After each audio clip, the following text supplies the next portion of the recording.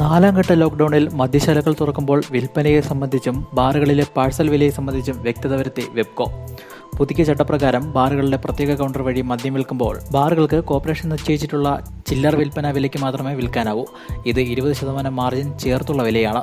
ഈ വിലയ്ക്കാണ് വെബ്കോയും കൺസ്യൂമർ ഫെഡും വിൽപ്പന നടത്തുന്നത്. മുൻകാലങ്ങളിലെ പോലെ ബാറുകൾക്ക് 3 സ്റ്റാർ, 4 സ്റ്റാർ, 5 സ്റ്റാർ പരിഗണനയിൽ ഇഷ്ടമുള്ള വിലയ്ക്ക് വിൽപ്പന നടത്താനാവില്ല. കോർപ്പറേഷന്റെ ചില്ലറ വിൽപ്പനശാലകളിലും ബാറുകളിലും മറ്റും കോർപ്പറേഷൻ നടപ്പിലാക്കുന്ന വെർച്വൽ ക്യൂ സംവിധാനത്തിലൂടെ ബുക്ക് ചെയ്തവർക്ക് മാത്രമേ മദ്യം നൽകാൻ കഴിയൂ. മൊബൈൽ ആപ്പ് വഴി ബുക്ക് ചെയ്യുന്ന ഉപഭോക്താക്കൾക്ക് തൊട്ടടുത്തുള്ള വിൽപ്പനശാലയിലേക്ക് ഓട്ടോമാറ്റിക്കായി ടോക്കൺ ലഭിക്കും. ബാറുകാരുടെ ഇഷ്ടപ്രകാരം ഉപഭോക്താക്കൾക്ക് ബാറിലേക്ക് മാത്രമായി വെർച്വൽ ക്യൂ സംവിധാനത്തിലൂടെ ടോക്കൺ നൽകാൻ സാധിക്കില്ല.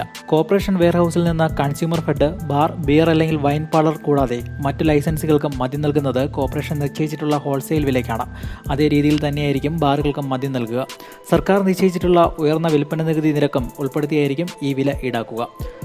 ലോക്ക്ഡൌണിന് മുമ്പുള്ള അതേ രീതിയിൽ തന്നെയായിരിക്കും കോർപ്പറേഷൻ വിൽപ്പന തുടരുന്നത്. അതിനാൽ കോർപ്പറേഷനോ സർക്കാരിനോ റവന്യൂ നഷ്ടമുണ്ടാകില്ലെന്നും വെബ്കോ വ്യക്തമാക്കി. ബാറുകൾ വഴി പാഴ്സലായി മദ്യം നൽകുന്നതിലൂടെ സർക്കാരിന് റവന്യൂ നഷ്ടം ഉണ്ടാകുമെന്ന ആരോപണം ശരിയല്ലെന്നും ബിവറേജ് കോർപ്പറേഷൻ അറിയിച്ചു.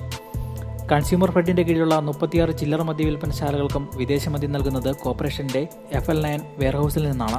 കൺസ്യൂമർ ഫെഡിന് നൽകുന്ന അതേ വിലയ്ക്കാണ് ബാറുകൾക്കും മറ്റും ലൈസൻസുകൾക്കും മദ്യം നൽകുന്നത്. ഇതേ രീതി തന്നെയാണ് തുടർന്നും സ്വീകരിക്കുക.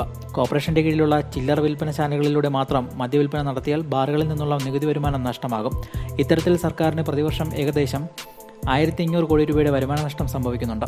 നിലവിൽ കോർപ്പറേഷൻ വെയർഹൌസിൽ നിന്നും കോർപ്പറേഷന്റെ ചില്ലറ വിൽപ്പനശാലകൾക്കും മറ്റ് ലൈസൻസുകൾക്കും മദ്യം നൽകുന്നത് 70-30 എന്ന അനുപാതത്തിലാണ്. ബാറുകൾ തുടർന്ന് പ്രവർത്തിക്കാൻ കഴിയാതിരിക്കുന്ന സാഹചര്യത്തിൽ ഈ അനുപാതത്തിലുള്ള വരുമാന നഷ്ടം KSBCക്കും ഉണ്ടാകും. എന്നാൽ ബാറുകളിലെ പ്രത്യേക കൗണ്ടറുകളിൽ കൂടി മദ്യവിൽപ്പന നടത്തുമ്പോൾ അതിനനുസൃതമായ വരുമാന വർധനവ് ബിവറേജ് കോർപ്പറേഷൻ ഉണ്ടാകുമെന്നും അധികൃതർ അറിയിച്ചു.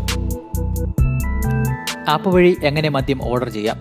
സ്മാർട്ട് ഫോൺ ഉപയോഗിക്കുന്നവർ പ്ലേ സ്റ്റോർ വഴി ആപ്പ് ഡൗൺലോഡ് ചെയ്യുക. ആപ്പിലേക്ക് പ്രവേശിച്ചാൽ ആദ്യം ജില്ല തിരഞ്ഞെടുക്കുക. മദ്യം ബുക്ക് ചെയ്യുന്ന ആൾക്ക് ഏത് സ്ഥലത്താണോ മദ്യം എത്തേണ്ടത് ആ സ്ഥലത്തെ പിൻകോഡ് നൽകി കടകൾ തിരഞ്ഞെടുക്കൂ. നൽകുന്ന പിൻകോഡിന്റെ പരിധിയിൽ ബാർ, ഔട്ട്ലെറ്റ് അല്ലെങ്കിൽ മറ്റൊരു പിൻകോഡ് നൽകി വീണ്ടും ബുക്ക് ചെയ്യേണ്ടതാണ്. മദ്യം വാങ്ങാൻ താല്പര്യമുള്ള സമയം തിരഞ്ഞെടുക്കുക. അതുവഴി ഈ സമയത്ത് മദ്യം ലഭ്യമാകുന്ന ഔട്ട്ലെറ്റുകൾ, ബാറുകൾ എന്നിവയുടെ വിശദാംശങ്ങൾ ലഭ്യമാകും. ഓരോ ഔട്ട്ലെറ്റുകൾക്കും രാവിലെ മുതൽ ടൈം സ്ലോട്ടുകൾ ഉണ്ടാകും. ഇതിൽ ഒരു ഔട്ട്ലെറ്റ് തിരഞ്ഞെടുത്താൽ QR കോഡ് അല്ലെങ്കിൽ ടോക്കൺ നമ്പർ ലഭിക്കും. അനുവദിച്ച സമയത്ത് ഔട്ട്ലെറ്റിൽ എത്താനായില്ലെങ്കിൽ വീണ്ടും ബുക്ക് ചെയ്യേണ്ടി വരും. സ്മാർട്ട് ഫോൺ ഇല്ലാത്തവർക്കായി പ്രത്യേകം ഒരു മൊബൈൽ നമ്പർ നൽകും.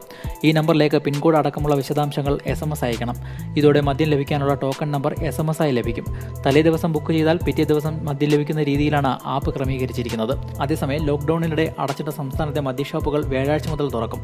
ബിവറേജസ്, കൺസ്യൂമർ ഫെഡ് ഔട്ട്ലെറ്റുകൾ, ബാറുകൾ, ബിയർ വൈൻ പാർലറുകൾ എന്നിവ വഴിയാണ് മദ്യം ലഭിക്കുക. രാവിലെ 9 മണി മുതൽ വൈകുന്നേരം 5 മണി വരെയാണ് ഔട്ട്ലെറ്റുകൾ തുറക്കുക. ബിവറേജ് ഔട്ട്ലെറ്റുകൾ രാത്രി 9 മണി വരെ തുറന്ന് പ്രവർത്തിക്കും. News desk video story.